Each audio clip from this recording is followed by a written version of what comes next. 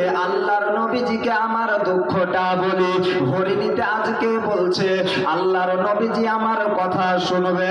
এ বাপজিরা, আমার ভাইরা, ও গো আমার মা বোনেরা, আজকে হরিণী আপনার আল্লাহর নবীজিকে ডাক দিচ্ছেন, ইয়া রাসূলুল্লাহ, ইয়া হাবিবাল্লাহ, নবী গো, আজকে আমি হরিণীকে আজকে শিকার করে নিয়েছে।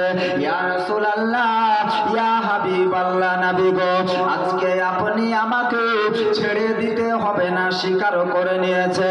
ইয়া রাসূলুল্লাহ, ইয়া হাবিবাল্লাহ, নবী গো, আজকে আমাকে ছেড়তে হবে না। আজকে হরিণীর আপনার দুইটা বাচ্চা আছে। কয়টা বাচ্চা? দুইটা বাচ্চা আছে, বাড়িতে বেঁধে রেখে এসেছে, বাসাতে বেঁধে রেখে এসেছি। ইয়া রাসূলুল্লাহ, সকালবেলাতে আমার ছেলেদের জন্য খাবার নিয়ে আসার জন্য আজকে আমি এই জঙ্গলের মধ্যে এসেছিলাম। ইয়া রাসূলুল্লাহ, ইয়া হাবিবাল্লাহ, নবী গো, আজকে আমাকে শিকার করে নিয়েছে। শিকারী যদি আমাকে বাড়ি নিয়ে চলে যায়, আমাকে মাংস বানিয়ে খেয়ে নেবে।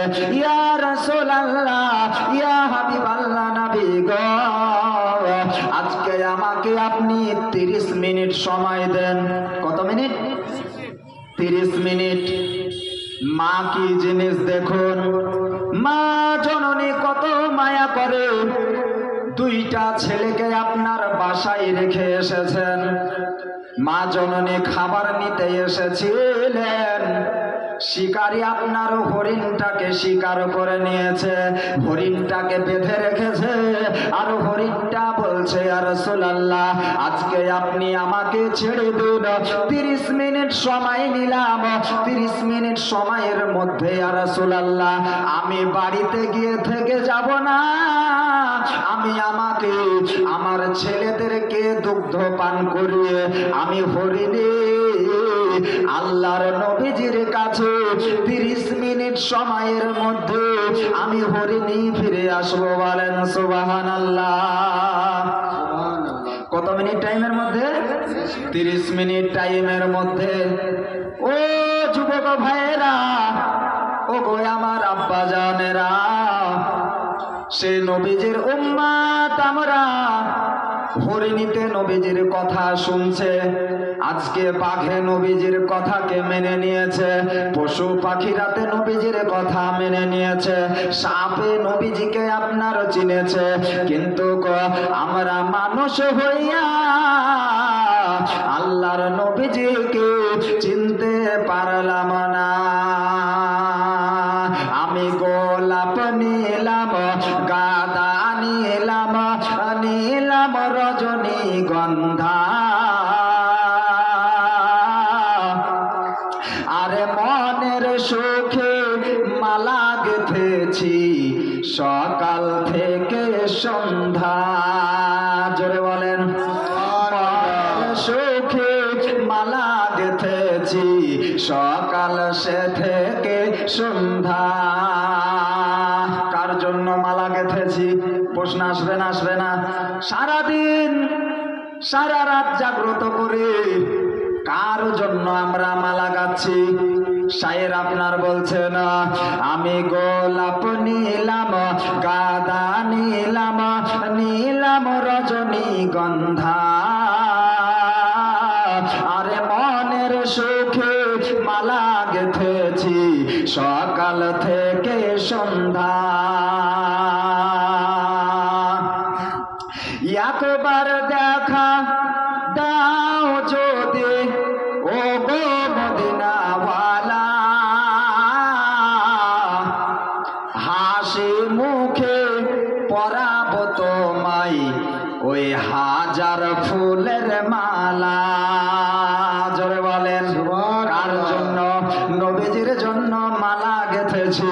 আল্লাহর নবীজির সঙ্গে যদি দেখা হয়ে যায়, আল্লাহর নবীজির সঙ্গে যদি স্বপ্নেও দেখা হয়ে যায়, আল্লাহ গো আজকে আমার মনের আশা পূরণ হবে কি হবে না?